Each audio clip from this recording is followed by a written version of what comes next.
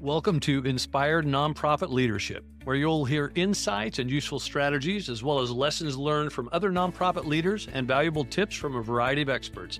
Here to help you with the challenges and opportunities you face day after day is your host and nonprofit leadership expert, Sarah Olivieri. Hey, everybody. I'm Sarah Olivieri, and I have a very ironic story to tell you about when work and life meet. Now, usually I come and tell you stories from my coaching calls with my clients, those amazing CEOs and executive directors of nonprofits. And today we actually did talk about how do we deal with life stuff and work stuff. And just as I was about to go live, my son came having a total sad crying meltdown. And as a single mom, you can't really go live when you have a crying child who needs your help. And sometimes work and life meet, and you have to triage and figure out how to approach both of them.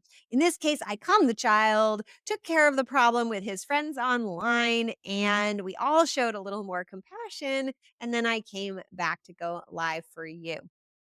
What was happening with my executive directors is we were talking about sharing issues sharing issues in a specific type of meeting I teach called an issues meeting.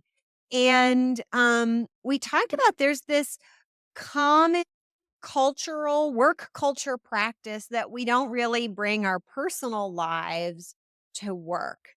And that is a cultural practice that is really, and I don't really want to say outdated. I want to say it never served us well. And if you want a better running organization, for profit or nonprofit, you will let that culture go and learn to bring personal issues to work. Now, does this mean every personal issue should be brought to work in an official capacity in a meeting? Absolutely not. Do you need to know if I'm running out of toilet paper at my house? No, you don't. But if there is a personal issue that is impacting either my availability in time or the availability in my mental space, then that is an issue where my life is meeting my work. So in this case, just before this video, that actually happened to me. My parenting life came right up and totally made an impact on my work. And probably everything in my work day is going to be shifted just a little.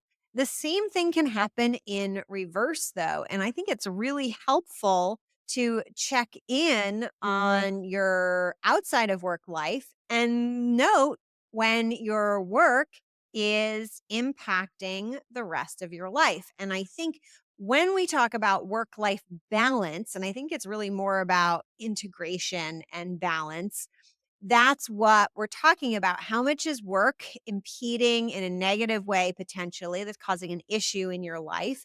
And how much is your rest of your life creating issues that impact your work?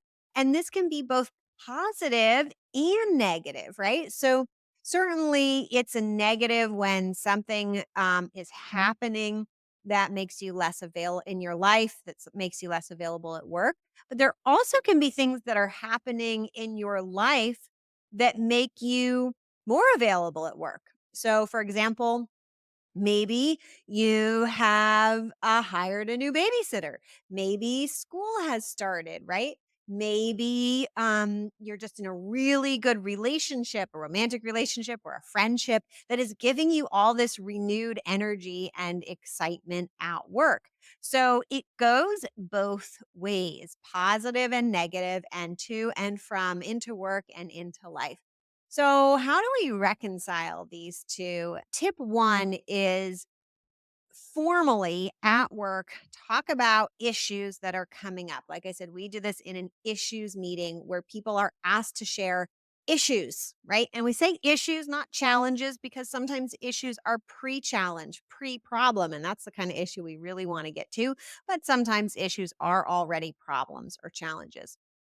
So, if we bring up issues and we allow space to address the personal things or the emotional things that are impacting us, then we have the opportunity to create a solution.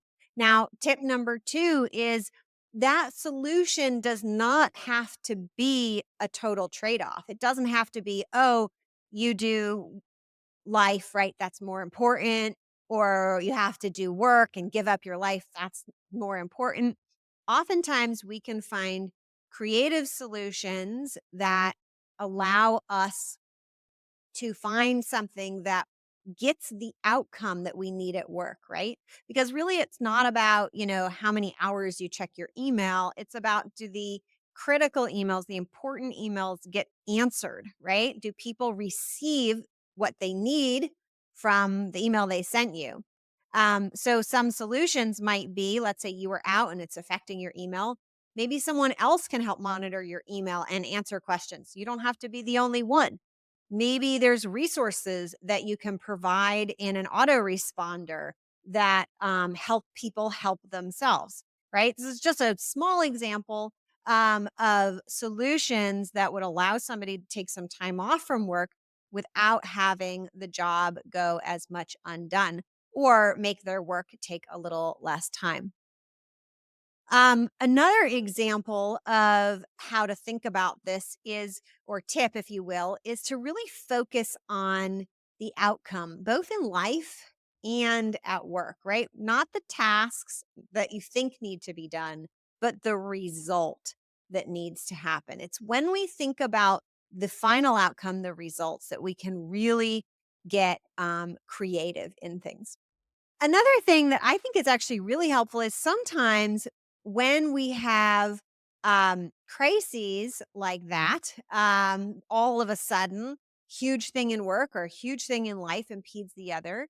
If we think of them as opportunities, we can think about how can we actually improve our organization overall or improve our life overall. Maybe there's some assumptions we were making that we can let go of. And oftentimes in a moment of crisis, we're ready and willing to let go of things that normally are harder for us to let go of. And once we do that, we go, oh, maybe I don't really need to go back to that old way. That wasn't really serving me the way I thought it was.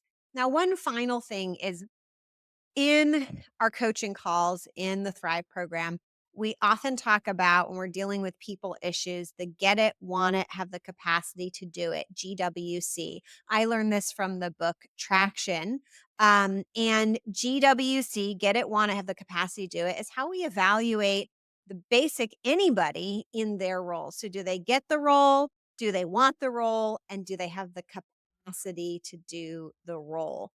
Now, oftentimes if we're at work and we're seeing that an employee or contractor or somebody isn't getting the job done, oftentimes it's a capacity issue, although it could be any one of these three to check, right? But if they have a lot of personal stuff happening, that can be affecting their capacity.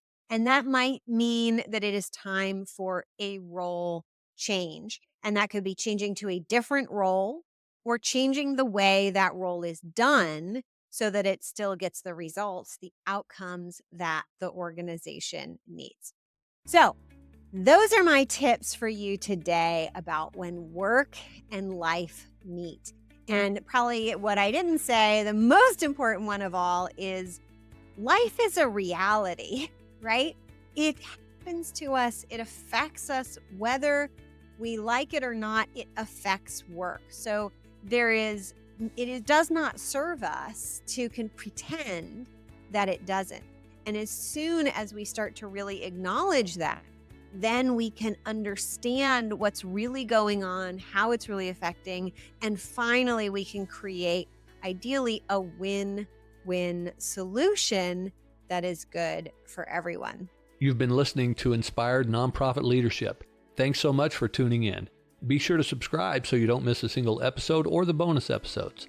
And while you're at it, please leave a rating and review, and be sure to share with your friends and colleagues. Tune in every week for more useful insights and wisdom on nonprofit leadership. Thanks so much for all you do for the communities you serve. Until next time, all the best.